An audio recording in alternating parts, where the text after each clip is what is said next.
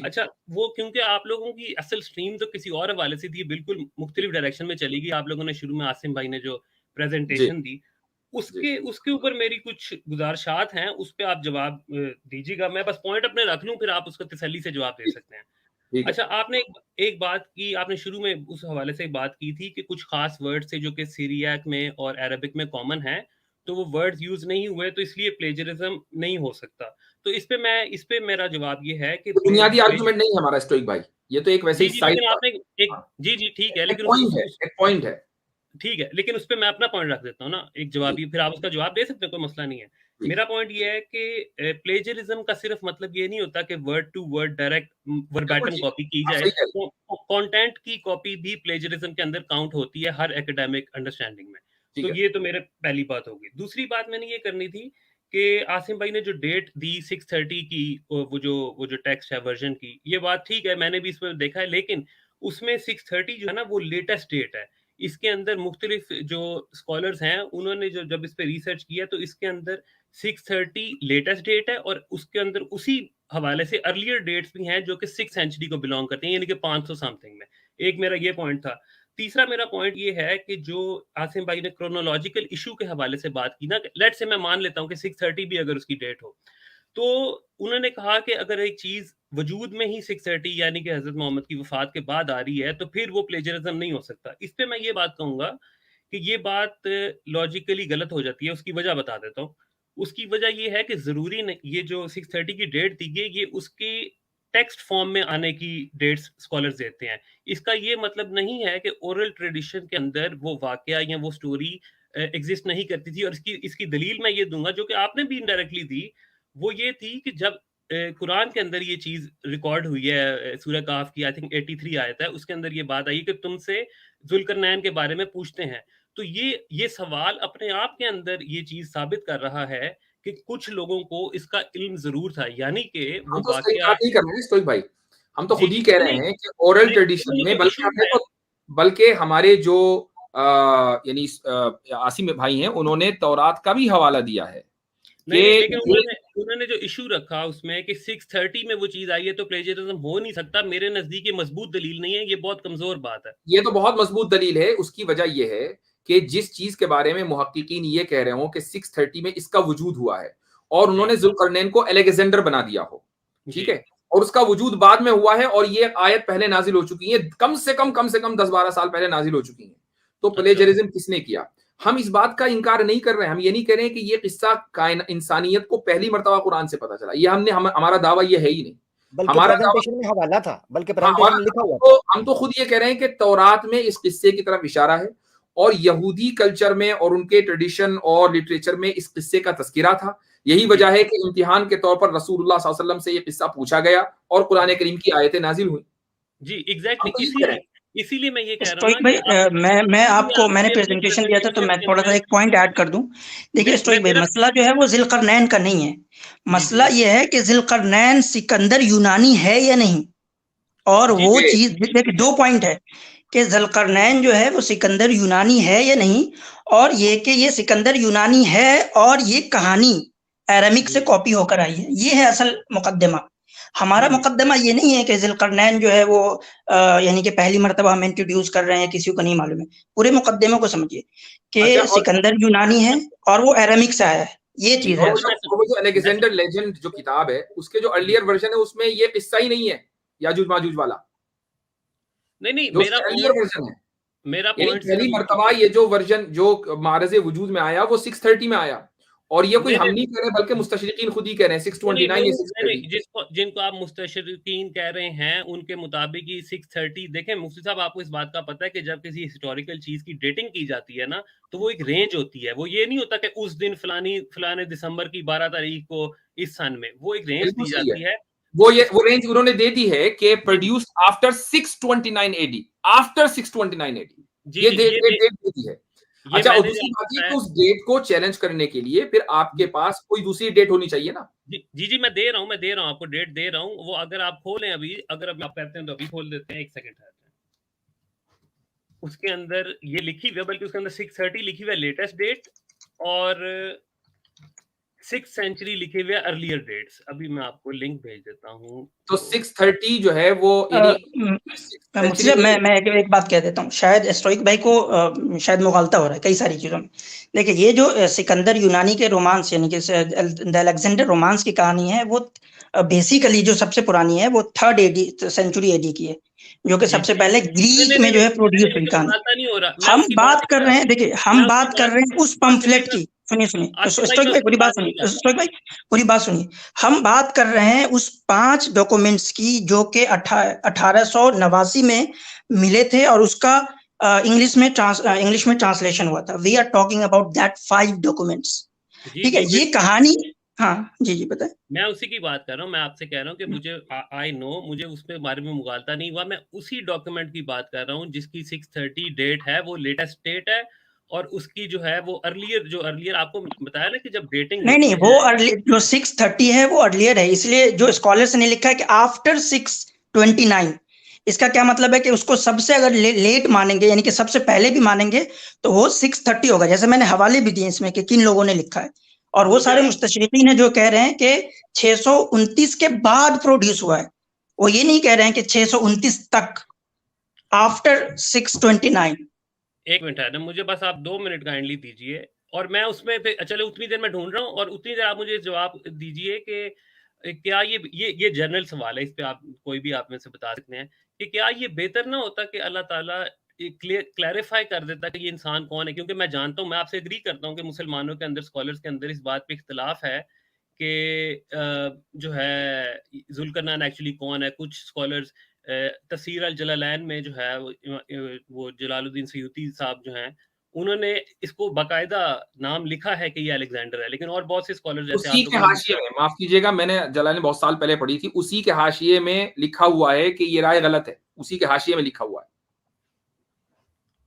तो वो हाशिया किसने लगाया है? हाशिया तो फिर किसी और ने बाद में लगाया होगा ना, मुस्लिम स्कॉलर ने लगाया होगा ना। और दूसरी बात ये कि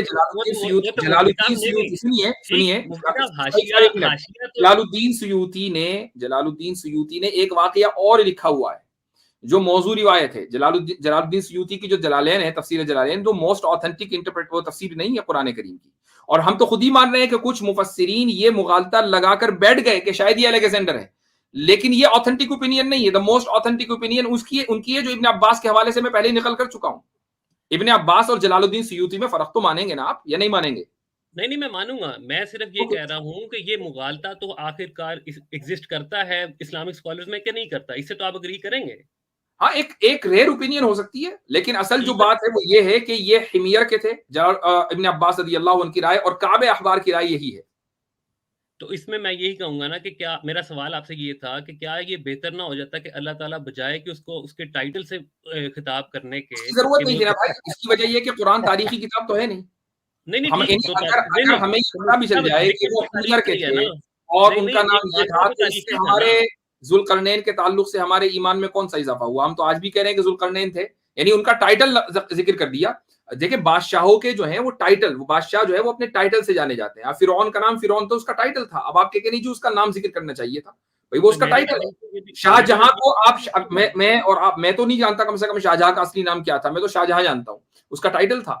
औरंगजेब आलमगीर उसका टाइटल था, सारी दुनिया औरंगजेब आलमगीर जानती है। तो जो बादशाह जो हैं उनके टाइटल जिक्र किए जाते हैं। नहीं मुफ्ती साहब, माजरत के साथ, बहुत माजरत के साथ, आपकी मिसाल इधर थोड़ी सी मिसाल में गलती है। शाहजहां एक खास एम्परर, मुगल एम्परर का नाम था, वो कंफ्यूज नहीं होता। जबकि फिरौन का जो था वो टाइटल यूज होता था मुख्तलिफ बादशाहों के लिए। शाहजहां का नाम यूज किसी और बादशाह, वो जो था उसका आई थिंक खुर्रम नाम था, if I am not wrong, हो सकता है मैं गलत हूं, लेकिन बहरहाल जो भी था उसका नाम शाहजहां, दुनिया उसको शाहजहां के नाम से ही जानती है। तो इसकी आपकी एनालॉजी थोड़ी सी यहाँ पे नहीं, मैं इसका जवाब दे देता हूँ कि कुरान ने जो है ये कॉमन क्यों रखा है। देखिए कॉमन रखने के पीछे एक हिकमत है कि वो रेलिवेंट होता है हर जमाने के लिए।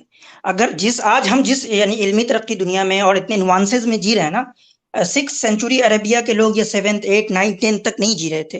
तो अगर उनको इतने नुआंसेस में डाल दिया जाता तो वो ऐसे ही ये परेशान हो जाते, ठीक है। तो और दूसरी हिकमत ये भी है कि जितना कॉमन होगा they are relevant to every era. देखिए आज भी रेलिवेंट है। अच्छा ये भी है कि कुरान का जो मिजाज है ना वो नाम जिक्र करने का है भी नहीं। अबू बकर रज़ियल्लाहु अन्हु, कुरान में अबू बकर, मिजाज की बात कर रहा हूं, मैं नहीं कर रहा हूं नाम नहीं आए। मैं मिजाज की बात कर रहा हूँ भाई। जो अफजलुल अंबिया बादल अफजलुन नास बादल अंबिया है, यानी हजरत अबू बकर रजी अल्लाह अन्हु, उनका नाम नहीं है, जबकि उनका किस्से की तरफ इशारा है। हजरत उमर का नाम नहीं है। सहाबा में ले देकर किसका नाम है? हजरत जैद का, वो भी एक ऐसे वाकई में कि जिसको आप लोग उछाले बैठे हुए हैं। ठीक है, तो बात ये है, खुद यानी रसूलुल्लाह सल्लल्लाहु अलैहि वसल्लम का जो यानी नाम कितनी मरतबा आया, खुद मुझे अंदाज आप बता सकते हैं? तो कहने का मकसद यहाँ रसूलुल्लाह जगह जगह आया, लक़ब इस्तेमाल किया है। तो जो बड़ी शख्सियात होती हैं उनके लक़ब इस्तेमाल होते हैं। ये है क्या? स्टोइक भाई एक मिनट दीजिएगा, आपके नाम के हवाले से एक बड़ा, आप आमिर भाई सिर्फ इस बात छोटी सा वो आपके नाम पे है ना, आपके नाम पे है, वो बात उससे रिलेटेड है। वो जो आप कह रहे हैं ना कि नाम क्यों नहीं लिया, उससे रिलेटेड मैं बताना चाह रहा हूँ। थोड़ा सा एक मौका दीजिएगा, सिर्फ एक किताब का हवाला टच दे देता हूँ सिर्फ आपको। जो आपने कहा ना नाम क्यों नहीं है, इस तरह की चीजें, ये जो सूरह कहफ और सूरह मरियम है, इसके नाज़िल होने की ना बड़ी एक खास वजह है, बैकग्राउंड है, और इस पर और भी कई मुल्हिद इतराज़ात करते हैं। मैं शॉर्ट कर देता हूँ, सिर्फ मैं इशारा दे रहा हूँ कि उसके नाज़िल होने की क्या वजह है। 3 बड़े सवालात हैं जो इसके नुज़ूल की वजह बने, 3 बड़े सवालात। अच्छा, सूरह इसरा में भी उनका जिक्र मिल जाता है। वक्फा हुआ कुछ देर का। आपने जिस आलिम दीन का नाम लिया, जिन स्कॉलर का, जलालुद्दीन सुयूती रहमतुल्लाह अलैह, इन्हीं की एक किताब है अस्बाबुन नुज़ूल, पीडीएफ में, अरबी में तो है, मुझे नहीं पता अब उर्दू में मिल जाएगी आपको, अगर आप अरबी पढ़ सकते हैं देखिएगा। उन्होंने अस्बाबुन नुज़ूल में सूरह कहफ और सूरह मरियम के नुज़ूल के तहत कहा है कि ये जो 3 सवाल थे ना, ज़ुल्करनैन, रूह और असहाबे कहफ, ये जो 3 सवाल थे, इन 3 सवाल के बारे में, ये सवाल असल में थे किनके? ये सवाल मुशरिकीन मक्का के नहीं थे, ये सवाल इंपोर्ट किए गए थे। ये इंपोर्ट किए गए थे उन, आपको पता है ना सारा बैकग्राउंड, आप इसको पढ़िएगा। मैं इशारा दे रहा हूं ताकि आपका वक्त बचे, कि आप उनको पढ़िएगा। उसमें बयान किया कि क्यों इन 3 सवालों के जवाबात इस तरीके से दिए गए। जलालुद्दीन सुयूती ने यहूदियों की मेंटालिटी और उनकी साइकी को वहां पर खुलकर बयान किया कि 3 सवालों के जवाब इस तरह क्यों दिए गए, जुल्करनैन क्यों कहा गया। अस्बाबुन नुज़ूल में आप देखिएगा जी। नहीं तो आप मुझे बता दें, मुझे इस वाक़े का तो पता है, लेकिन ये क्यों कहा गया ये मुझे नहीं पता, ये बता दें काइंडली। चले अगर आप कह रहे हैं, क्योंकि आपने कहा कि आप, अगर आप कह रहे हैं मैं आपको बता देता हूँ, इशारा दे देता हूँ उसके लिए। मुझे वो सवालों वाली बात का तो पता है, लेकिन ये मुझे क्यों कहा गया इसका नहीं पता। कि ऐसा क्यों किया गया, ये बताने लगा कि ऐसा क्यों उनको बयान दिया गया जुल्करनैन करके या साबे काफ को, इस तरीके से, जिस तरह गिनती के हवाले से बात की गई है, यानी इस तरह की पेचीदा डिटेल क्यों दी गई, जिस तरह आप कह रहे हैं कि बड़ा आसान हो जाता। मैं जलालुद्दीन सुयूती कहते हैं कि यहूद जो थे, चूंकि वो जब तिजारत के लिए मक्का, थोड़ा सा डिटेल तलब है, मुझे मौका दीजिएगा, तिजारत के लिए वो मक्का आया करते थे, तो जो अरब के पैगन्स थे उनके साथ उनके तिजारती और माशरती ताल्लुकात थे, टाइज थी, वो डिटेल। उनको जब पता चला कि एक नबी यहां पर क्लेम कर रहे हैं, वो यूं के यसरब का खजूर के दरख्तों का करके अपने ज़हन में वो वहां पर आए हुए थे, और कि उनको पता था कि इस नस्ल से एक नबी आएगा, तो उनकी अरब के साथ इस हवाले से बड़ी झड़पें भी, बड़ी बहस मुबासा भी, मनाजरे भी होते थे। तो उन्होंने कहा कि अरबों ने बताया कि भाई तुम कहते थे कि वो आएगा, तो ये तो हमारे पास नबी एक आए हुए हैं, ये बात कर रहे हैं। तो यहूद ने कहा कि तुम ना उनसे ये सवालात पूछो। अब ये सवाल जब उन्होंने कहा कि ये सवाल के वो जवाब नहीं दे सकेगा, या वो तुम्हें इस पर मुतमिन नहीं कर सकेगा, या वो इनके बारे में कोई ऐसी बात नहीं कर सकेगा जिसके बारे में तुम्हें इल्म ना हो, यानी कोई ऐसी बात, यानी यहूद के उलमा ये समझते थे कि इस बारे में नॉलेज सिर्फ और सिर्फ उनके पास है या उनके नबी के पास होगा। ये जलालुद्दीन सुयूती ने वहां जिक्र किया। तो वो कहते हैं कि नबी पाक सल्लल्लाहु अलैहि वसल्लम ने फिर इन 3 सवालों के जवाबात इस तरीके से दिए कि उनकी खबर भी दी जाए और यहूद को इन सवालों के जवाबात न भी दिए जाएं, इस एतबार से कि उनको उनके जो इल्म का गुरूर था कि वो एक नबी, वक्त के नबी को चैलेंज कर रहे थे, उस गुरूर को तोड़ा जाए। और यही वजह है कि यहूद जब इस सवाल के बाद उन्होंने कोई आर्ग्यू नहीं किया इसके बाद, क्योंकि उनको पता था कि जो बात की जा रही है वो बात अपनी सदाकत में सच है, मगर वो इस कदर इस मिकदार में बयान की गई है कि उसके ऊपर हतमी फैसला भी नहीं सुनाया, जैसे जुल्करनैन का आपने कहा, को हतमी फैसला भी नहीं सुनाया जा सकता कि ये सच है या झूठ है, ठीक है, मगर वो बात उनके नजदीक सच थी। तो ये जलालुद्दीन सुयूती ने वहां इन 3 सवालों की तरफ ये इशारा दिया है कि इसके मुखातिब दर हकीकत यहूद थे, जिस वजह से मेरे ख्याल से जुल्करनैन का भी उसमें जिक्र मिल जाएगा आपको। नहीं, लेकिन आपने मेरे सवाल का जवाब नहीं दिया ना, ये मैं आपकी बात समझ गया हूँ, लेकिन सवाल तो ये था कि क्या अगर उसका नाम आ जाता तो ये जो इतनी बहस है, तो यही मैं बयान कर रहा हूँ, मैं यही बयान कर रहा हूँ स्टोइक भाई के जो मुखातिबीन थे, जिनका सवाल था असल में, उनको उनकी जो इल्मी, मिसाल के तौर पर आप आते हैं और आप मुझे चैलेंज करने के लिए या मेरे इल्म को जांचने के लिए या मेरी सदाकत को जांचने के लिए मुझसे कोई सवाल पूछते हैं, और मैं जानता हूं, मुझे अल्लाह की तरफ से इस चीज का पता है, या मेरी सिक्स सेंस, आपको समझाने के लिए मेरी सिक्स सेंस, मेरे गट फीलिंग मुझे कह रही है यार ये बंदा सीखने के लिए नहीं आया, ये बंदा पंगा करने आया है। तो मैं क्या ठीक है। करूंगा, मैं सवाल का जवाब इस तरह दूंगा कि सवाल का जवाब भी हो, मगर सामने वाले को ऐसा कोई ग्राउंड ना मिले जिस ग्राउंड के ऊपर वो खड़ा होकर कह सके अच्छा जी, तो सानू भी पता सी, या इतनी मालूमात तो हमारे पास भी थी, या इसका जवाब तो ये भी बन सकता था। इस तरह का एक जवाब उन लोगों को दिया गया। ये मैं उनकी साइकी के हवाले से कह रहा हूं, और इसका जिक्र जलालुद्दीन सयूती जिनका आप तफसीर जलालने वाला दे रहे हैं, उन्हीं की किताब मैं ऐड करना चाहूंगा आमिर अख्तर साहब और स्टोइक भाई आपके लिए भी। मुफ्ती साहब मुझे रिस्पांस का मैं मौका एक मिनट मैं उसी पर ऐड कर रहा हूं आप ही से मुताल्लिक ओके। कि यहूदियों ने आप सल्लल्लाहु अलैहि वसल्लम से ये सवाल नहीं करवाया था कि जुल्करनैन का नाम क्या था, वो ये सवाल था कि जुल्करनैन का किस्सा क्या था, तो जुल्करनैन का किस्सा बयान कर दिया गया। ठीक है, अब आप देखिए उस किस्से की जितनी भी डिटेल्स थी वो सारी आनी चाहिए थी, तो फिर कुरान तो हिस्टोरिकल किताब हो गया ना, कुरान तो तारीखी किताब है ही नहीं। नहीं, मैं आपसे यहाँ तक अग्री करता हूँ कि ये सवाल नहीं था कि उसका नाम क्या है, मैं अग्री कर रहा हूँ, मुझे कोई मसला नहीं। मेरा पॉइंट सिर्फ ये है तो वही मैं कह रहा हूँ कि सवाल के मुताबिक जवाब आएगा, और जब सवाल के मुताबिक जवाब आए ना तो उसी को बलागत कहा जाता है, क्योंकि कुरान कलाम बलीग है, वो बलागत के पैरामीटर्स को सामने रखेगा, ये वजह है। नहीं, ये फिर बहुत लंबी डिबेट हो जाएगी। अल्लाह अलीमा, अल्लाह को पता था कि बाद के मुसलमानों ने इस बात पे झगड़ना है कि वो अलेक्जेंडर है या वो साइरस है, और इस पे मुस्तशरीकीन ने इस तरह के सवाल करने हैं। तो ये मेरे नजदीक लॉजिकल है कि अल्लाह ताला उसका नाम बता देता और ये किस्सा खत्म कर देता है ताकि इस पे इबाम खत्म हो जाए। अल्लाह ताला को तो ये भी पता था कि भाई बहुत से लोग काफिर होंगे, बहुत से लोग मुसलमान होंगे, सबको मुसलमान बना देता। ये तो वही बात हुई ना। नहीं, मैं तो सिर्फ वही बात हुई ना। हाँ, तो फिर अल्लाह को अगर आप इस शोएब भाई अगर जुल्करनैन का मसला ईमानियात और कुफरियात का होता, यानी जुल्करनैन के ना पता चलने से अगर किसी के ईमान का मसला हो रहा होता, तो फिर आप ये एतराज करते अच्छे लगते। समझे सर, हो गया ना वो सेरेंटिनियो का हो गया ना, उसका वो बेचारा मुर्तद हो गया, मुसलमान था, सेरेंटिनियो हुज्जत रखता है आपके लिए, उससे किसी के ईमान को क्या फर्क पड़ा? नहीं, आपने असूल कायम किया ना, आपने एक सवाल पूछा, मैंने उसका जवाब दिया, अब आप कह रहे हैं कि वो मैटर ही नहीं करता। एनीवे, वो एक हम दूसरी बहस में चले जाएंगे। मैं सिर्फ अपनी बात उठा रहे हैं, उसको पूरी उम्मत के साथ जोड़ रहे हैं। नहीं ठीक है, मैं मान लेता हूं इस चीज को, लेकिन कुरान करीम का जो उसूल बलागत है, कुरान उस उसूल से नहीं हटेगा।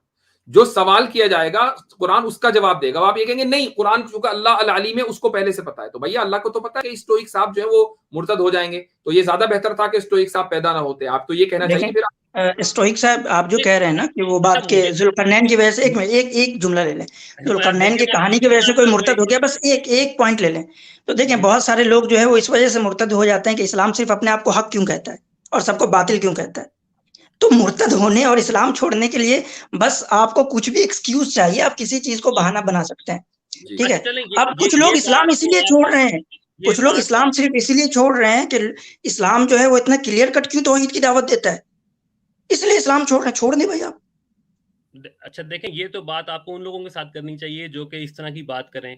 मेरे पे आप किसी और दूसरे की मिसाल तो आप नहीं लगा सकते ना। मैंने तो इस सवाल के जवाब में आपके उसूल को सामने रखा जा रहा है, आपके उसूल को कि भाई अल्लाह अल अलीम था तो वो पहले से इसको एड्रेस कर लेता। तो अल्लाह ताला अल अलीम है और वो अल हकीम भी है और वो इम्तिहान लेने वाला भी है, ये सारी चीजें हैं ना। आप उसकी एक सिफत को क्यों देख रहे हैं? नहीं तो अगर सिर्फ अल्लाह ताला की एक ही सिफत हो कि वो अल्लाह ताला की अगर सिर्फ एक ही सिफत हो कि वो अल अलीम है और वो इल्म की रोशनी में फैसला करेगा वो जो आपके एतबार से सही हो, तो फिर तो भैया आपको मुर्तद नहीं होना चाहिए था। आपको ये एतराज होना चाहिए मुझे अल्लाह ने मुर्तद क्यों कर दिया। आपको तो ये एतराज होना चाहिए, ये फंडामेंट, ये ज्यादा अच्छा एतराज है। अब आप मेरा भी रिस्पॉन्स भी तो ले लेना। अब आप लोग 3-3 4-4 पॉइंट्स भी ज़हन से निकल जाते हैं। मैं इस बात की सिर्फ इतनी बात कहूंगा कि अगर नाम आज ये इस बात से सिर्फ लोग कोई मुर्तद नहीं हो रहे, आपके अपने स्कॉलर्स में इस बात पे इख्तलाफ है। मेरी पूरी बात सुन लीजिए काइंडली। वो ये है कि अगर नाम आ जाता तो आपके अपने इख्तलाफ भी इससे कम होने थे। ये एक चीज बेहतरी की तरफ जानी थी, इसमें कोई मुशरिक या मुर्तद होने से लोगों से रुकना या नहीं रुकना वाला पॉइंट नहीं है। कुरान की बलागत के ऊपर फर्क आ जाता। बलागत का इससे अगर एक नाम आ जाता, तो अगर हमान का नाम आ सकता है, फिर जो सेक्रेटरी बिल्कुल जिसकी कोई हैसियत ही नहीं थी, क्योंकि उसके बाद सुनिए उसके बारे में उसका नाम जिक्र करना जरूरी था। अच्छा, जाहिर है कि ये नहीं कहा जाएगा कि उसने अपने एक सेक्रेटरी से, चूंकि हामान नंबर 2 था। फिरौन की सल्तनत में 3 लोग थे, पहली पोजीशन पे फिरौन, दूसरे पे हामान, तीसरे पे कारून। तीनों का जो टॉप 3 पोजीशन थी उनको जिक्र कर दिया गया। सही। अब आप ये, अच्छा, कुरान बलागत का जो मैंने उसूल बयान किया वो ये कि सवाल जैसा किया जाएगा जवाब वैसा दिया जाएगा। क्योंकि हामान कारून वगैरह के बारे में सवाल नहीं किया गया, तो जवाब अल्लाह ताला ने जो भी आयतें नाजिल की, जो भी है वो नाजिल कर दिया। जुल्करनैन के बारे में यहूदियों की तरफ से सवाल आया, किस्सा क्या था, तो किस्सा बयान किया, एडिशनल इंफॉर्मेशन नहीं दी, इसी को तो बलागत कहते हैं। अच्छा चले बलागत तो फिर उधर कहाँ गई कि जी वो रू अमरे रब्बी है। ये मुफ्ती साहब भी बड़े लंबी फिर चली जाएगी। मैं सिर्फ एक आखिरी चीज दिखाना चाहता हूँ। रूह अमरी रब्बी नहीं है, ये तो आपके वर्ल्ड व्यू के मुताबिक है ना। अमरे रब्बी का क्या मतलब है? रूह, उन्होंने सवाल कुछ किया था, उन्होंने जवाब अमरे रब्बी दे दिया। एनीवे, क्या सवाल किया था उन्होंने, क्या सवाल किया था, रूह के बारे में सवाल किया क्या था। किया था, क्या रूह किया क्या था? है? रूह क्या है? ये कहाँ लिखा है कि रूह क्या है, ये कहाँ लिखा है कुरान में? रूह के बारे में सवाल किया था ना। अब उसकी रूह के बारे में किया था ना, रूह क्या है, रूह की हकीकत क्या है, ये कहाँ सवाल है कुरान में? नहीं, कुरान में तो सवाल नकल ही नहीं ना हुए। सवाल तो नकल दूसरी तो आपको ये कैसे पता चला कि नहीं उन्होंने ये सवाल किया था कि रूह की हकीकत बयान करो, ये कैसे मैं पता तो ये चला? कह रहा हूँ कि रूह के मुतालिक कुछ भी सवाल किया होता तो रूह अमरे रब्बी रूह है। के मुतालिक भी जो सवाल किया, रूह के मुतालिक भी जो सवाल किया उसका वही जवाब मिला कि ये खुदा के हुक्म से है, कुल रूह मिन अमरी रब्बी। और ये भी जवाब दे दिया गया, चूंकि यहूदियों को भी रूह की मुकम्मल हकीकत आज तक नहीं पता, तो ये भी बता दिया गया कि वमा ऊतीतुम मिनल इल्मि इल्ला कलीला, कि तुम्हें इंसानों को थोड़ा ही इल्म दिया गया रूह के बारे में।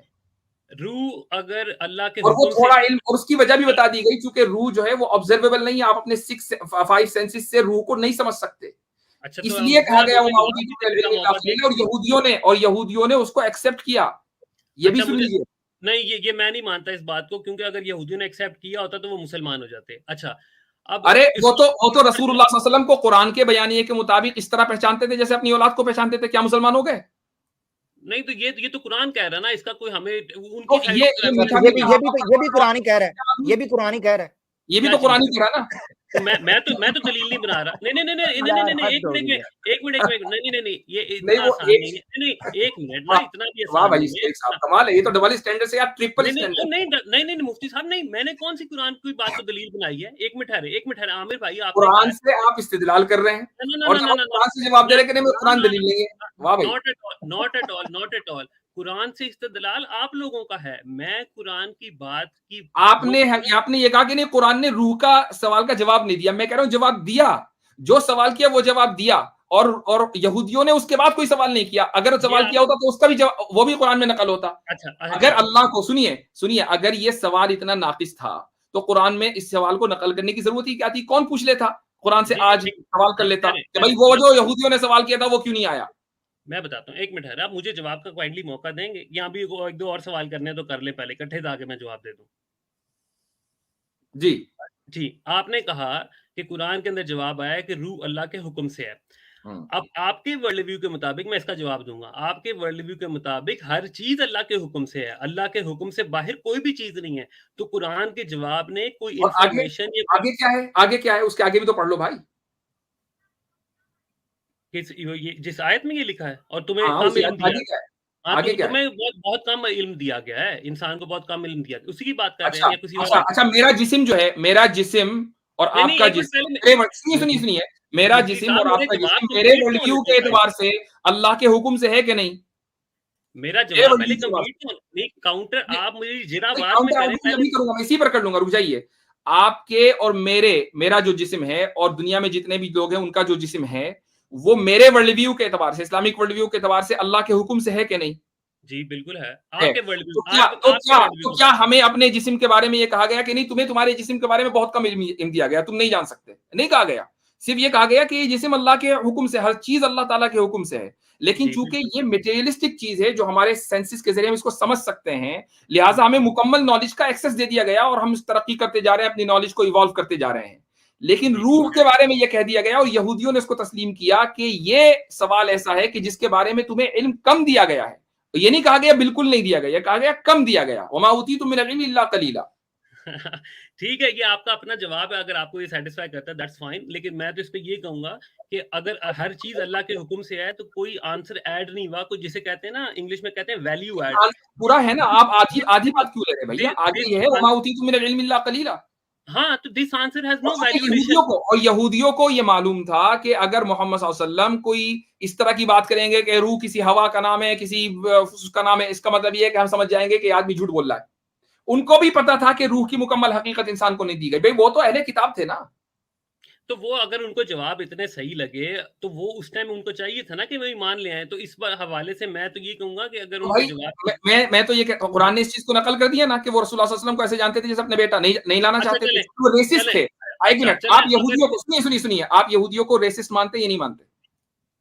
मैं किसी को कैसे रेसिस्ट कहूँ या ना कहूँ, ये तो अपने अमल से जाहिर करेगा तो होगा। मैं किसी पे फतवा क्यों आज तक के उनके अमल से क्या वो आपको रेसिस्ट लगते हैं? वो ये कहते हैं भाई हमारा जो दीन है ना वो हमारे 12 बेटों की जो औलाद थी उनके लिए है, हम अपने दीन की तबलीग नहीं करते, ठीक है? और वो ये कहते हैं कि हम अल्लाह ताला के महबूब बंदे हैं, कोई दूसरा हम जैसा नहीं हो सकता, ठीक है? खानदानी बुनियाद पर, दीनी बुनियाद पर नहीं कहते, खानदानी बुनियाद पर ये कहते हैं। क्या ये रेसिज्म नहीं है? रेसिस्ट वो होता है जो अपने आप को बरतर समझे किसी दूसरी कौम के अपने आप को वो बरतर समझते हैं भाई, और खानदानी बुनियाद पर समझते हैं।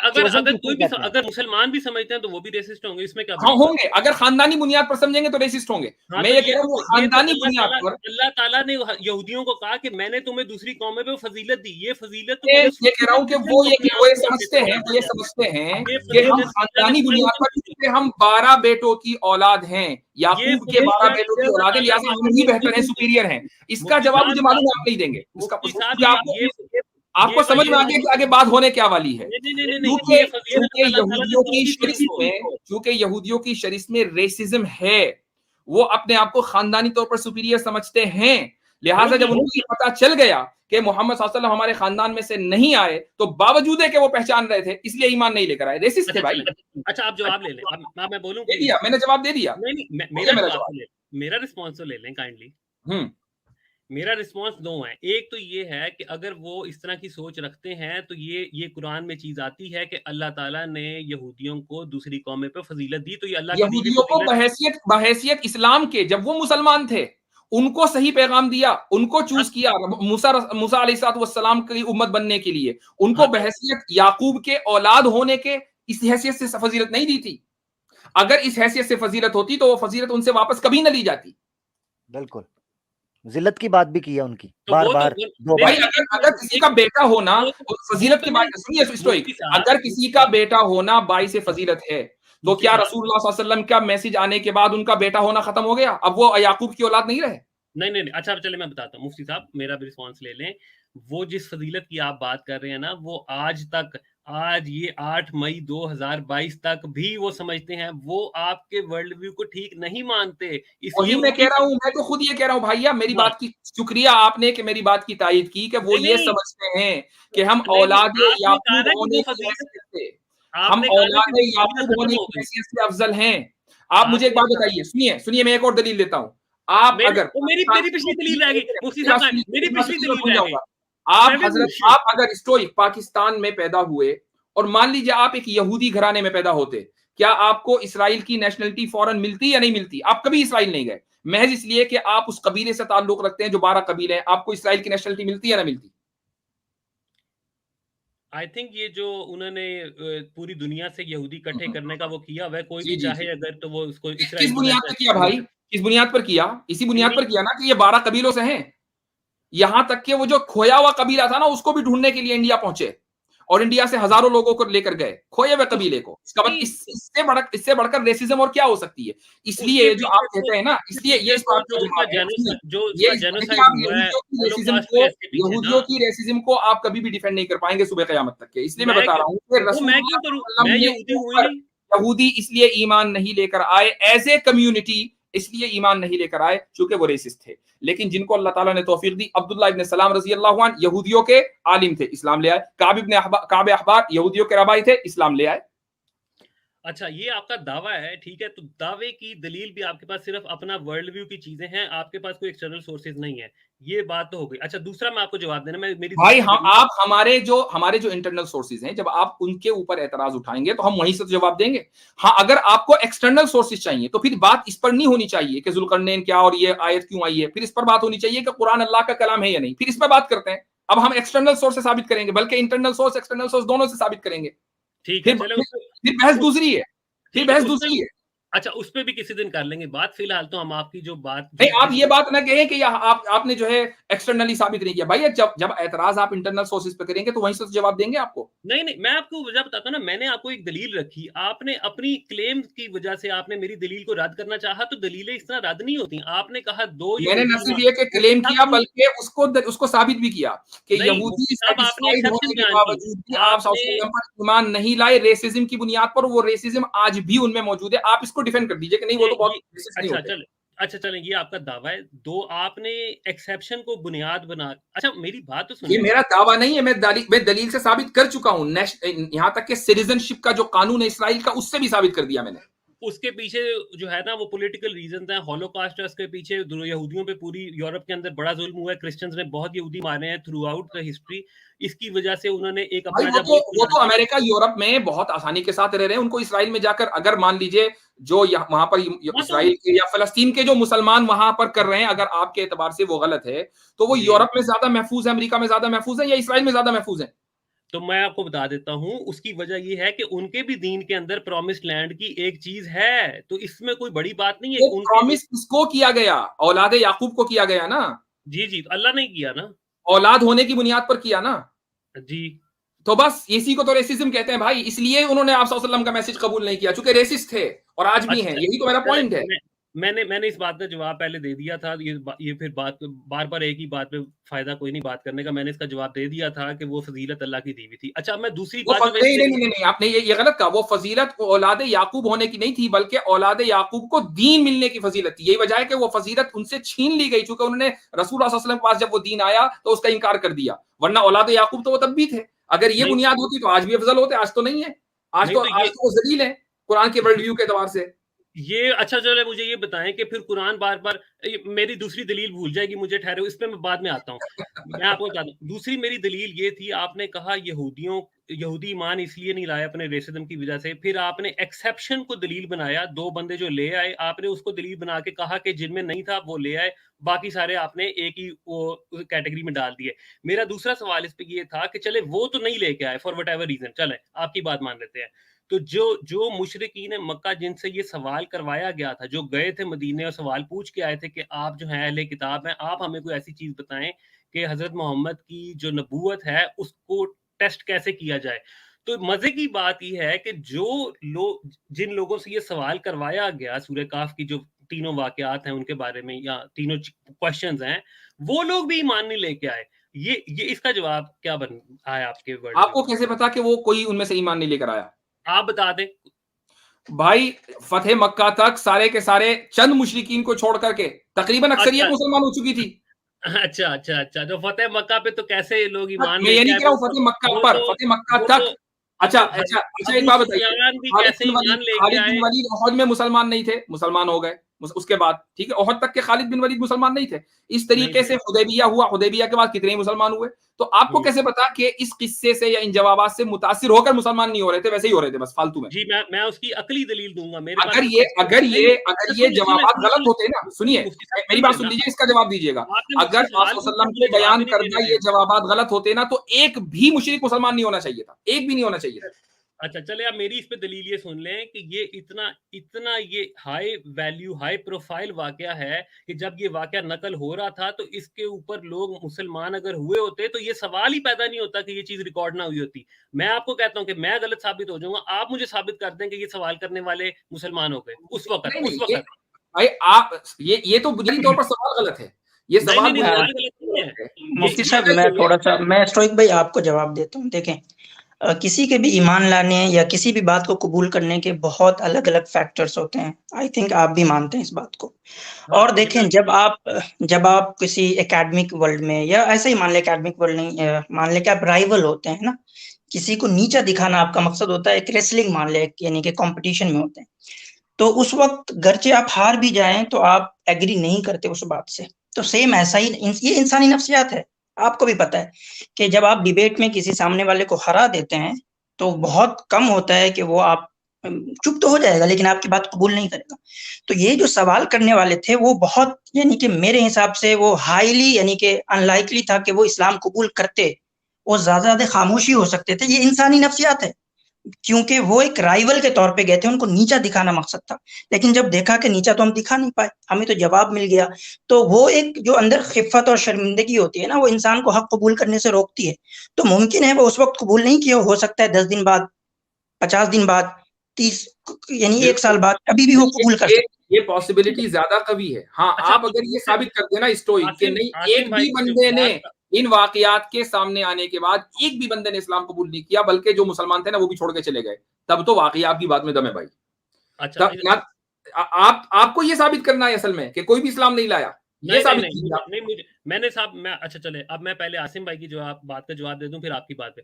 यहाँ तक आसिम भाई ने जो बात की, कुछ हद तक मैं उससे एग्री करता हूँ कि अगर डिबेट में ऐसा माहौल बन जाए कि अगर आपको बात समझ भी आ जाए तो आप शायद हिफत की वजह से ना हो, लेकिन यहाँ पे हम सर्कमस्टेंशियल एविडेंस के तौर पे जब देखेंगे तो वो इस नीयत से नहीं गए थे कि हमने हजरत मोहम्मद को कोई नीचा दिखाना है या कुछ और करना है। वो अच्छा नहीं ये तो बल्कि पूरा, ये आप तो पूरे कहानी का मजा ही किरकिरा कर दे रहे हैं। ये पॉइंट हटा देंगे तो ये पूरी कहानी जो है वो मतलब जान निकल जाएगी। मेरी कम से कम 2 जुमले तो पूरे होने दें मेरे, प्लीज। आप जुमले गलत बोल रहे हैं तो बोलना पड़ता है भैया, सही करना पड़ता है, यही नियत थी उनकी का नीचा करना है। आप मेरे जुमलों की बेशक धजियां उखेड़ दें, लेकिन मुझे 2 जुमले मुकम्मल करने दें, उसके बाद आप जो मर्जी करें। मुझे देखें, आप मुकम्मल होने के बाद धजियां उड़ाने का मजा नहीं ना आएगा। नहीं ऐसे नहीं होता। मैं मुफ्ती साहब से माशाल्लाह तकरीबन 3-4 महीने से रेगुलर बातचीत करता हूँ, ऐसी बात नहीं। मुफ्ती साहब मेरे मुंह से वाकिफ। क्यों मुफ्ती साहब, मैंने कभी आज तक कोई नहीं गो अहेड प्लीज, आप बड़े प्यारे भाई हैं, प्यारे भाई। अच्छा चले, मेरा इसमें जवाब ये है कि जहां तक आसिम भाई ने ये बात की ना कि वो खिफत वाली, इस बात से मैं एग्री कर सकता हूँ, लेकिन वो जो वाकया जो मैंने पढ़ा है उसके अंदर वो बाकायदा पूछने गए कि हम कैसे टेस्ट करें कि ये सच्चे हैं या सच्चे नहीं हैं। और अगर ये इस सवाल के जवाब में अगर हजरत मोहम्मद सच्चे साबित हो गए तो मेरे नजदीक तो कभी इम्कान ये है कि उन लोगों को हकानियत सामने आ गई, उनको तो ईमान ले आना चाहिए था। क्योंकि उसकी एक और दलील ये भी है कि अगर वो लोग समझ रहे थे कि वाकई ये शख्स एक शरीफुन नफ्स इंसान है, सारी जिंदगी सच भी बोलता रहा है, इसकी हमने सिर्फ ये एक अजीब सा एक क्लेम है तो हम इसको टेस्ट कर लें, तो मेरे नजदीक तो गालिब इम्कान ये है कि उनको ईमान ले आना चाहिए था। आपने ये बुनियादी तौर पर जो पूरा नैरेटिव है ना, ये अपने जहन में गढ़ा और उसके बाद हमारे सामने पेश कर दिया। देखिए, जो मुशरिकीन थे ना, उनको समझने के लिए कि आप सल्लल्लाहु अलैहि वसल्लम सच बोल रहे हैं या सच नहीं बोल रहे हैं, यहूदियों से जाकर पूछने की जरूरत नहीं थी। आप सल्लल्लाहु अलैहि वसल्लम तो उनके दरमियान पले बढ़े थे, आप सल्लल्लाहु अलैहि वसल्लम सच बोल रहे हैं यानी ये चीज उनको मुशरिकीन को अच्छी तरीके से पता थी। बात यह थी कि कुरान करीम में जो आयतें नाजिल हो रही थी तौहीद के ताल्लुक से और उसमें जो अंबिया के किस्से आ रहे थे, तो मुशरिकीन के लिए ये चीज बिल्कुल नहीं थी कि यार ये नई बातें कहां से आ रही हैं। ये बात तो अहले किताब किया करते थे, उन्हीं से पूछ कर आते हैं कि इस आदमी का इलाज क्या करना है। अब वो पूछने के लिए गए कि भैया इलाज बताओ क्या है, वो सवाल लेकर आए तो जवाब मिल गया। तो आप सल्लल्लाहु अलैहि वसल्लम को दरअसल वो आजिज करने के लिए सवाल किए गए थे, टेस्ट करने के लिए सवाल नहीं किए गए थे कि सच बोल रहे। सच बोलना तो उनको पहले से ही पता था। और ना ही मान लाने। और मुफ्ती साहब मैं एक बात और कहती हूँ, देखिए स्टोइक भाई मक्के के मिजाज को सामने रखें। मक्के का जो मिजाज है ना वो इल्मी नहीं है, मक्के का जो मिजाज है वो इल्मी नहीं है, वो ऑर्गेनिक है। साहब ये अगेन आपका उनकी नियतों पर क्लेम है, आपको फिर इसकी दलील देनी पड़ेगी कि वो उनको बुरी नियत थी उनकी। वो दलील दे चुका कि अगर वो आप सल्लल्लाहु अलैहि वसल्लम की सच्चाई को जांचने गए थे तो उनको बाहर वाले से मालूम नहीं करना था कि आप सल्लल्लाहु अलैहि वसल्लम सच्चे हैं, यानी बल्कि अंदरूनी शहादत मौजूद थी, बाहर जाने की जरूरत नहीं है। नहीं, मैं उसकी वजह बताता हूँ। उसकी वजह ये थी कि आपने खुद अभी बोला, अभी अपने अल्फाज में आपने खुद बोला है कि उनके पास अहले किताब या इस तरह का कोई नॉलेज उनके सिलसिले में इस तरह की कोई बात नहीं थी। तो उन्होंने ये मुनासिब समझा कि क्योंकि यहूदियों की लाइन के अंदर ये प्रॉफिटहुड का सिलसिला बाकायदा है, तो वो ज्यादा हमें बेहतर बता सकते हैं कि कौन सा नबी, उसकी हक्कानियत के क्या चीज हो सकती है जिसपे हम ये फैसला कर सके। तो मेरे नजदीक उनके बिल्कुल क्यास उनका ठीक था कि वो उन लोगों से मशवरा करें जो ज्यादा उनसे इल्म वाले हैं। ये तो हमें कुरान भी, इस्लाम भी ये बताता है कि अगर आप किसी जगह फंस जाए तो जो आपसे ज्यादा इल्म वाले लोग हों उनसे बात करें। ये तो वो लोग हैं कि जिनकी नियतों में सच्चाई हो। एक और वाकये मैं आपको बता देता हूं। आप सल्लल्लाहु अलैहि वसल्लम ने मेराज के वाकये से वापस आने के बाद जब ये कहा कि मैं मेराज पर गया था, तो मुशरिकीन ने क्या तस्लीम कर लिया था? नहीं किया था ना। तो मुशरिकीन ने जो शाम का सफर करते थे, फिलिस्तीन का सफर करते थे, पूछा कि जरा बताओ जरा वहां का नक्शा। तो हदीस में है ये बात, कुरान में नहीं है। हदीस में ये बात है कि ऐसा लगा कि मैं बैतुल मक़दिस को सामने देख रहा हूं, जो वो सवाल करते जाते थे मैं जवाब देते जाता था। क्या इस कॉन्वर्सेशन के बाद सारे मक्का के लोग मुसलमान हो गए? नहीं हुए। क्यों इसलिए नहीं हुए क्योंकि उनका मकसद आप सल्लल्लाहु अलैहि वसल्लम को आजिज करना था, उनकी नियतों में खोट था, खुलूस नहीं था। यही तो बात है, जिनकी नियतों में खुलूस था, जो ईमानदार थे, वो मुसलमान होते रहे। कोई 5 दिन बाद हो गया, कोई 10 दिन बाद हो गया। जिनकी नियतों में खोट था वो नहीं हुए। उनके सामने चाहे कोई भी दलील रख दें आप। अच्छा स्टोइक भाई एक बात आपको बताना चाहता हूँ, थोड़ा सा समझने के लिए। मैं मादरत चाहता हूँ, आपको रोक रहा हूँ समझने के लिए। नहीं जी प्लीज। अच्छा, जब ये किसी चीज को कबूल करना या किसी चीज को रद्द करने में ना इंसान की अपनी नफ्सियात, जिस तरह आसिम भाई भी कह रहे थे, मैं थोड़ा सा आपके सामने 1-2 नक्शों से समझाना चाहता हूँ। वो बड़ा जरूरी होता है।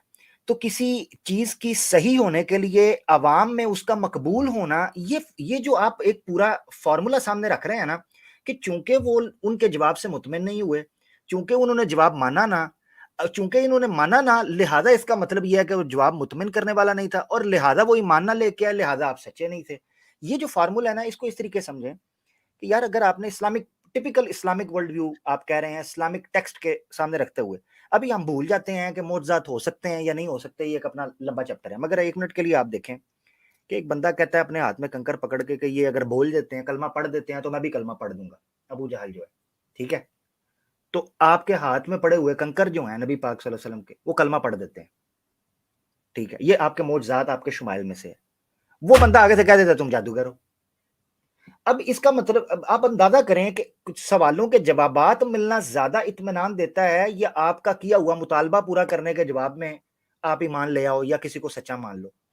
मेरी नजर के अंदर देखें कि एक इंसान को दंग और हैरान करने के लिए ये चीज काफी थी कि उसके मुतालबे के ऊपर कोई चीज कर दी जाती है और वो उसी तरीके से होती है, और वो शर्त लगा रहा है कि अगर तुमने ऐसा कर दिया मैं मान ले आऊंगा, मगर फिर भी नहीं लेके आता।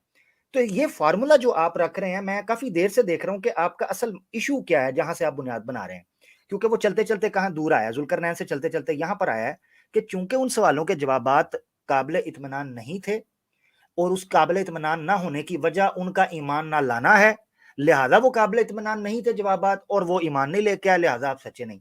यानी ये फार्मूला मुझे इतना अजीब लग रहा है कि आप एड़ी चोटी, स्टोक भाई आप एड़ी चोटी का जोर लगा लो मुझे एक बात को सही साबित करने के लिए। मिसाल के तौर पे आप मुझे कहो इस्लाम गलत है, या अल्लाह खालिक नहीं है, या खालिक है भी तो हमें नहीं पता, यानी एक इल्हाद पर या इर्तिदाद पर आप मुझे दावत दें, मैं अपने डट के बैठ जाऊं कि मैंने मानना नहीं है। तो क्या मेरे इस हठधर्मी से, मेरी स्टबननेस से, जो आपका उसूली मौकफ अगरचे ठीक भी हो, क्या उसमें कोई कमी आ सकती है? ये एक मंतकी मगालता है जिसको हमें समझने की जरूरत है ताकि हम असल मसले को हल कर सकें। ये मेरी गुजारिश थी। इसकी मिसाल बहुत ज्यादा नुकसान हो गई है स्टोइक भाई, तकरीबन मेरे ख्याल से 5-6 घंटे तो हो गए भाई बोलते हुए। 5 घंटे होने वाले हैं। नहीं, इसकी एक मिसाल आप इनायत कीजिए, मैं बस अपने 1-2 आखिरी जुमले कह दूं, उसके बाद फिर आप जितना बेहतर समझते हैं। क्या कह रहे हैं आप? अस्सलाम वालेकुम। अरे स्टोइक भाई, उस पे तो बात रही गई, आपने जो कही थी कि वो हम पेश करेंगे।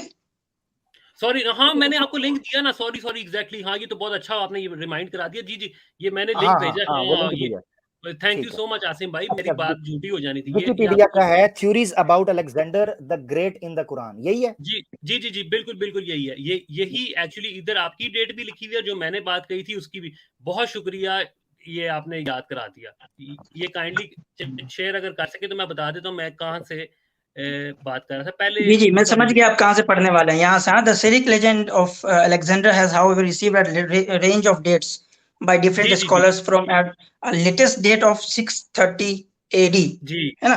देखिए बात देखें, असल में मैंने बहुत डीपली इसको स्टडी किया। जो किताब है ना जिसकी आपके, मैंने पूरी किताब पढ़ी। मैं बता रहा हूँ आपको। आसिम भाई एक मिनट, सॉरी आप, वेरी सॉरी, आपकी माजरत, आपकी बात काट रहा हूँ। पहले तस्दीक कर दें, क्योंकि आप लोगों ने स्क्रीन नहीं दिखाई, पहले तस्दीक कर दें कि जो मैंने बात की थी वही उस जगह लिखी हुई है। सिर्फ तस्दीक कर दें, बाकी आप अपना तज्जिया देते हैं उस पर। जी मैं बता रहा हूँ, आपने जो बात की लिखी हुई है, लेकिन वही मुगालता है उसमें। मैं वही समझा रहा हूँ कि देखें, उसमें जो बात हो रही है ना, वो 5 डॉक्यूमेंट्स की नहीं हो रही जो हमें मिली, वो हो रही है बेसिकली कहानी की, कि ये कहानी एग्जिस्ट करती थी कि नहीं करती थी, अलेक्जेंडर रोमांस की कहानी।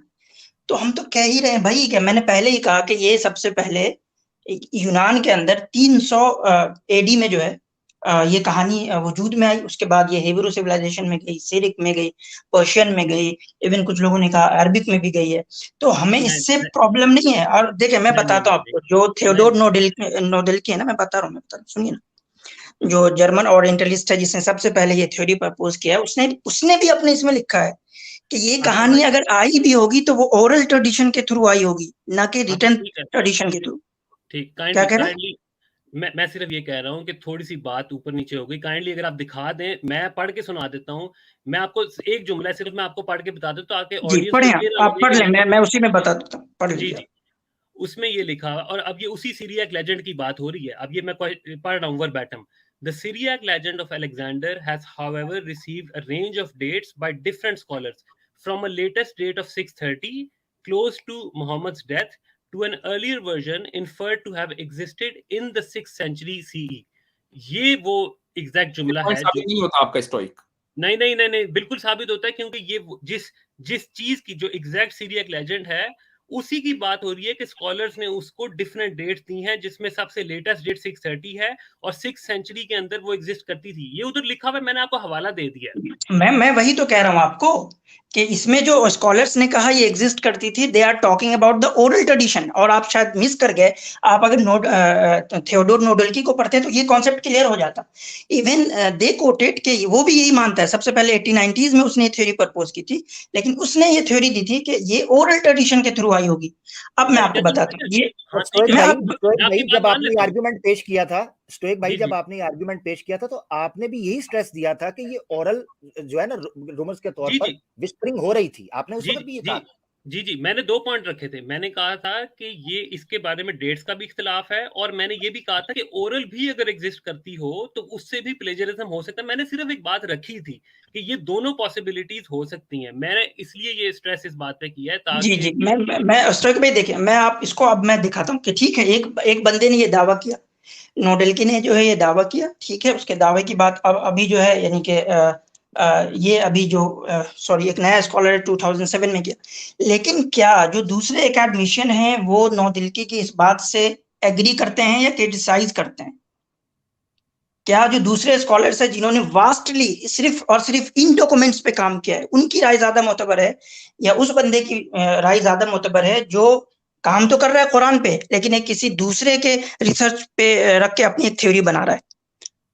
तो असल मुद्दा ये, मैंने जितने भी कोट किए हैं ना, जितने भी स्कॉलर शेमित के मैंने कोट किया है, शेमित जो है वो पूरी जिंदगी सिर्फ इस डॉक्यूमेंट्स पे काम करते हुए बताया। उसने रीजन भी बताया है कि क्यों ये 629 या 630 में ये प्रोड्यूस हुआ होगा।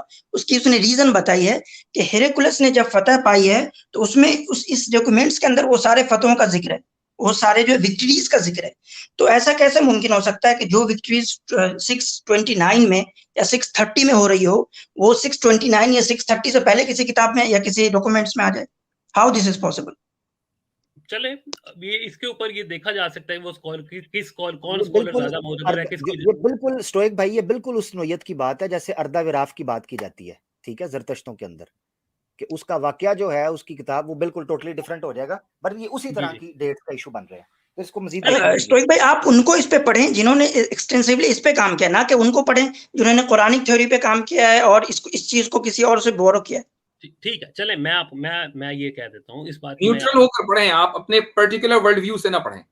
नहीं, ठीक है मुफ्ती साहब, मैं न्यूट्रल होकर ही पढ़ता हूँ। देखिए स्टोइक भाई, अगर ये मुद्दा अगर इतना सीरियस हुआ होता ना, तो अभी कोहराम मच गया होता। 130 साल हो गए नौदिल्की को ये थ्योरी पेश किए हुए, 130 साल हो गए, ठीक है। इसको पता है अगर इसके अंदर बहुत मजबूती होती तो कितना ज्यादा प्रोपेगेंडा हुआ होता। ये शुक्रिया। इस पे मेरा जवाब ले लें, काइंडली इसको जरा लाइटर नोट पे लीजिएगा। इसको मैं कोई किसी पे ताना नहीं कस रहा, लेकिन कोहराम तो अगर अल्लाह मियाँ खुद भी आके, मुसलमानों का ईमान माशाल्लाह इतना स्ट्रांग है, और अच्छी बात है, होना भी चाहिए, अल्लाह मियाँ खुद भी आके इनकार कर देना तो मुसलमानों ने फिर भी नहीं हटना इस्लाम से। लेकिन खैर, मैंने सिर्फ on a side note, lighter note. देखिए स्टोइक भाई, मैं यहाँ आवाम के तई बात नहीं कर रहा हूँ। आई वाज नॉट एक्सपेक्टिंग कि आप आवाम की बात करें। मैं जब भी स्कॉलर्स को कोट करता हूँ तो मैं एकेडमिक वर्ल्ड की बात करता हूँ। स्टोइक भाई, मैंने जो ये कहा कोहराम मच गया होता, मैं एकेडमिक वर्ल्ड की बात कर रहा हूँ। ये तो आप मानते हैं ना कि जो हमारा एकेडमिक वर्ल्ड है वो भी यानी कि कहीं ना कहीं थोड़ा बहुत तो न्यूट्रल है, ये तो मानते हैं ना। मैं आवाम को तो बात ही नहीं कर रहा, आवाम को तो इन सब चीजों की हवा ही नहीं लगी है। देखें तो आसिम भाई, फिर तो मुसलमानों की बात ना करें आप। जो हमारा एकेडमिक ये है, मैं एकेडमिशियन हूँ बेसिकली, तो मैं एकेडमिक वर्ल्ड के हिसाब से ही बात करता हूँ। ठीक है, आप माशाल्लाह एकेडमिक वर्ल्ड से बिलोंग करते हैं, लेकिन मैं कह रहा हूँ एकेडमिक वर्ल्ड के अंदर भी अपने-अपने बायसेस होते हैं, उसके अंदर भी बहुत सारी मसाइल होते हैं। यही वजह है कि आज भी तो हम आपके तो स्टोइक भाई हम आपके बायसनेस को कैसे मान लें फिर? हाँ, हाँ, ना माने, ठीक है, दैट्स अ फेयर पॉइंट। तो जबकि आप जो बात कह रहे हैं वो एक वैसे ही रेयर पॉसिबिलिटी है, और जबकि हमारे आसिम इफ्तिखार साहब ने जो पूरी प्रेजेंटेशन दी है वो जी, जी। बाकायदा मुदल्लल दी है, और ये बहुत नहीं, में बड़ी मजबूत दलील है कि जब हिरकल ने बैतुल मक़दिस की फतह की थी तो उसके वाकयात उस किताब में लिखे हुए हैं, वो पहले से कैसे वजूद में आ सकते हैं? ये बहुत मजबूत आर्गुमेंट है। नहीं, इसके काउंटर आर्गुमेंट मैंने दिया है ना कि किसी की चीज़ का, किसी लेजेंड का पेपर के ऊपर होना या 2 गद्दों के दरमियान एक किताब की शक्ल में होना ज़रूरी नहीं है। इस तरह तो कुरान भी खत्म हो जाता है। तो भाई अरे हम तो नहीं खुद स्टोइक भाई, समझा नहीं आपने। मिसाल के तौर पे समझे कि 9/11 का वाकया है, 9/11 का वाकया जो है वो 1890 में कैसे किसी किताब में लिखा जा सकता है? देखिए, आप मेरा पॉइंट मुकम्मल होने देते तो मैं पूरी अपनी बात कर देता ना कि पुराने और बाय द ज़माने वे में ओरल ट्रेडिशन के तो हम कायल हैं, यहूदियों में ओरल ट्रेडिशन था, हम उससे इनकार कहाँ कर रहे हैं? तो फिर मैंने कहा ना, तो नहीं, तो मैंने ये ओरल ट्रेडिशन वाला पॉइंट भी तो रखा था ना कि ज़रूरी नहीं कि गद्दे पे आने से ही वो चीज़ उधर मुकम्मल हो। और जो आसिम भाई ने बात की कि मैं पॉइंट मिस कर गया, उसका मैं जवाब देने लगा था। वो जवाब ये है कि पुराने ज़माने के अंदर ऐसा नहीं होता था कि जनाब आज ये प्रिंटिंग प्रेसेस लगी हुई हैं, हर भाई बंदा एक मेरी बात ऑथर है। सुनिए, नहीं वो आप गलत सिमत में जा रहे हैं। हमारे पास ओरल ट्रेडिशन के होने का सबूत है, और वो सबूत कुरान से हम दे रहे हैं। वयसअलूनका अन ज़िल-क़रनैन, ओरल ट्रेडिशन मौजूद था यहूदियों में, हमने उस ओरल ट्रेडिशन का सबूत तौरात से दिया जो कुरान से पहले है। आप ये सबूत दें कि नहीं ये जो यहां लिखा हुआ है इसका जो ओरल ट्रेडिशन था ये मौजूद था, इसका कोई सबूत है? इसका सबूत ये है कि लोग इसको जानते थे पहले से कहानी को। इसका सबूत खुद कुरान है। कुरान खुद ये जब कहता है वाह, बहुत खूब। अरे स्टोइक भाई, हम तो कह ही रहे हैं, बल्कि मैंने एक जो है डैनियल की जो है मैंने एक वर्स भी कोट की थी, जिसके अंदर जो है एकदम एग्जैक्टली ज़ुल्करनैन का लफ्ज आया है, और उसके लिए ये आया है कि वो बादशाह है मादी और पर्शिया का, एकदम एग्जैक्टली डैनियल में आया है। तो मैं तो कह ही रहा हूँ, हमें थोड़ा सा स्टेप बैक करना पड़ेगा। आप लोगों का मैंने जो बातें की उस पे एतराज क्या है? मैं फिर उसका जो मुझे समझ नहीं आ रहा कि आप ओरल ट्रेडिशन को भी मान गए। आप प्लेजरिज्म के कंटेंट के प्लेजरिज्म होने पर भी असूली तौर पे इत्तेफाक में से आपने स्टोइक भाई मैं समझाता हूँ ये खलत मिलत कहाँ हो रही है। असल हमारा मुद्दा ये है कि हम ये कह रहे हैं कि जो अलेक्जेंडर रोमांस की कहानी एरामिक में थी वो कुरान में नहीं है। हम ये नहीं कह रहे हैं कि ज़ुल्करनैन बिल्कुल नई यानी कि फ्रेश जो है वो इंट्रोड्यूस की गई है। हम तो ये कह ही रहे हैं, बल्कि मैंने एक यानी कि कोट भी किया एक डैनियल से, और हमने ये खुद कुरान के इंटरनल सोर्सेस से पता है कि पूछने वाले को या जिसने ये सवाल कहा था उसको पता था इसके बारे में। तो हमारा असल मुद्दा ये नहीं है कि ये कहानी पहले से मौजूद थी, नहीं, बल्कि हम कह रहे हैं थी। असल है कि क्या ये एरामिक के अंदर जो अलेक्जेंडर रोमांस है वो है या नहीं। हम कह रहे नहीं है,